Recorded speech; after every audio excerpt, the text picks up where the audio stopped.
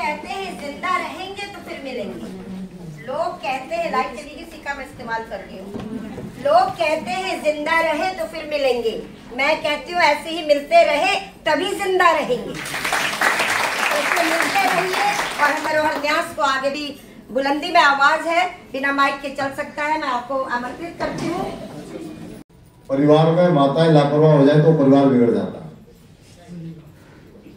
है।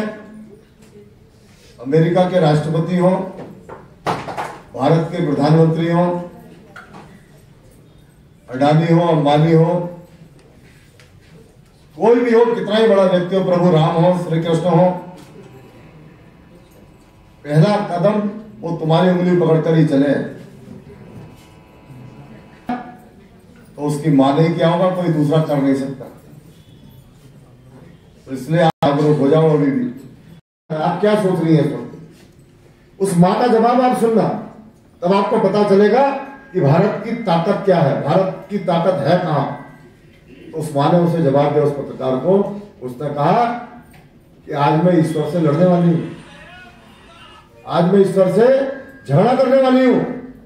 क्यों तूने मुझे एक बेटा दिया, अगर दूसरा बेटा दिया होता उसे मैं आज बॉर्डर पर भेज देती। यह ताकत है आपकी, इस ताकत को पहचानिए। मैं आज जब राज्य आंदोलन की बात करता हूं तो मैं आज बिल्कुल निसंकोच कहता हूं कि अगर मातृशक्ति उस आंदोलन में भागीदार नहीं होती, मैं इतने बड़े मंच में कह रहा हूं आपसे, ये राज्य कभी बन नहीं पाता। ये मैं ठोक के बचा दूं। दीदी बैठी हमारे, अगर मातृशक्ति नहीं होती ये राज्य नहीं बनता। मैं फिर कह रहा हूं, कितने आंदोलन कर लेते हैं। नमस्कार, मैं योगेश शर्मा, आप देखें बीएनसी मीडिया चंडीगढ़। इस टाइम मैं यहाँ पर बहुत बड़े माननीय नेता हैं और यहाँ पर नगर निगम के मेयर हैं।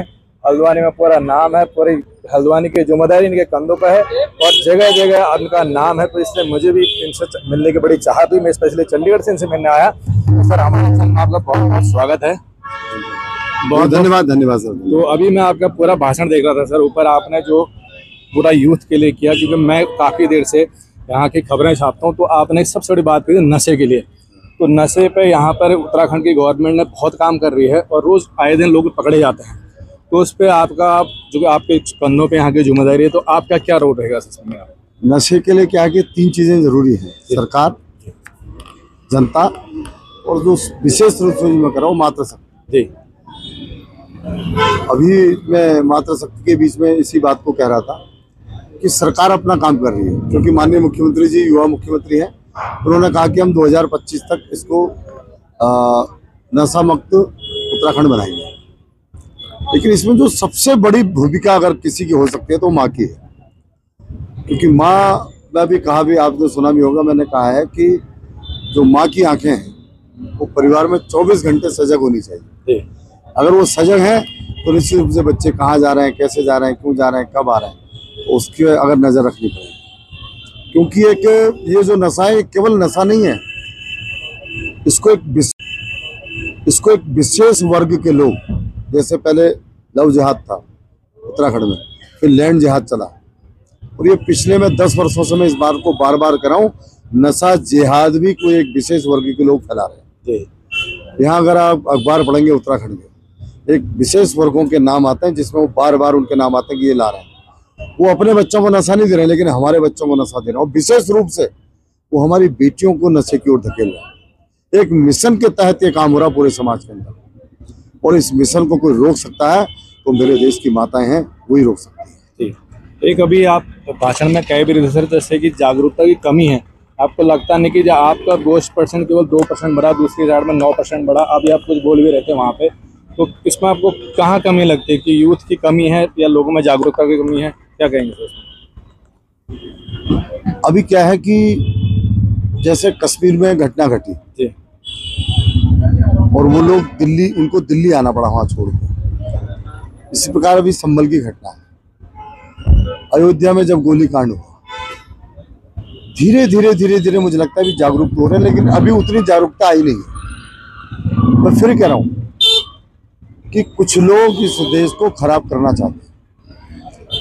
अभी मैंने उदाहरण भी दिया था कि अगर घर में भी अगर बेटा कोई खराब हो जाए तो बाप कहता है इसको जेल भेज दो। मैं 140 करोड़ जनता की बात कर रहा हूँ, लेकिन कुछ लोग उसमें भी खराब हैं जो इस देश को खराब करना चाहते हैं। तो मैं फिक्र हूँ उनकी जगह केवल शिक्षकों के पीछे ही है, जेल में ही है। लेकिन अभी भी हमको भी और जागरूक होने की आवश्यकता है। जी हाँ, निश्चित रूप से। ठीक है सर। तो एक लास्ट क्वेश्चन है, अभी जैसे उत्तराखंड में स्टेडियम में मैच हो रहे हैं स्पेशली, तो यहाँ पर पर्यटन को क्या बढ़ावा मिलेगा, कितना इसको एक विशेष वर्ग के लोग, जैसे पहले लव जिहाद था उत्तराखंड में, फिर लैंड जिहाद चला, और ये पिछले में 10 वर्षों से मैं इस बात को बार बार कर रहा हूँ, नशा जिहाद भी कोई एक विशेष वर्ग के लोग फैला रहे हैं। यहाँ अगर आप अखबार पढ़ेंगे उत्तराखंड के, एक विशेष वर्गों के नाम आते हैं जिसमें वो बार बार उनके नाम आते हैं कि ये ला रहे हैं। वो अपने बच्चों को नशा नहीं दे रहे हैं, लेकिन हमारे बच्चों को नशा दे रहे हैं, और विशेष रूप से वो हमारी बेटियों को नशे की ओर धकेल रहे हैं। एक मिशन के तहत ये काम हो रहा पूरे समाज के अंदर, और इस मिशन को कोई रोक सकता है तो मेरे देश की माताएं हैं, वही रोक सकती है। एक अभी आप भाषण में कह भी रहे थे सर, जैसे कि जागरूकता की कमी है, आपको लगता नहीं कि आपका 2% केवल 2% बढ़ा, दूसरी साइड में 9% बढ़ा, अभी आप कुछ बोल भी रहे थे वहाँ पे, तो इसमें आपको कहाँ कमी लगती है कि यूथ की कमी है या लोगों में जागरूकता की कमी है, क्या कहेंगे सर? अभी क्या है कि जैसे कश्मीर में घटना घटी जी, और वो लोग दिल्ली, उनको दिल्ली आना पड़ा वहाँ छोड़ के। इसी प्रकार अभी संभल की घटना है, अयोध्या में जब गोलीकांड हुआ, धीरे धीरे मुझे लगता है कि जागरूक हो रहे हैं, लेकिन अभी उतनी जागरूकता आई नहीं है। मैं फिर कह रहा हूँ कि कुछ लोग इस देश को खराब करना चाहते हैं। अभी मैंने उदाहरण भी दिया था कि अगर घर में भी अगर बेटा कोई खराब हो जाए तो बाप कहता है इसको जेल भेज दो। मैं 140 करोड़ जनता की बात कर रहा हूँ, लेकिन कुछ लोग उसमें भी खराब हैं जो इस देश को खराब करना चाहते हैं।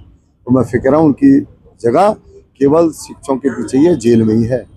लेकिन अभी भी हमको भी और जागरूक होने की आवश्यकता है। चैनल को सब्सक्राइब करना ना भूलें। ज़्यादा खबरों के लिए देखते रहिए BNC मीडिया चंडीगढ़।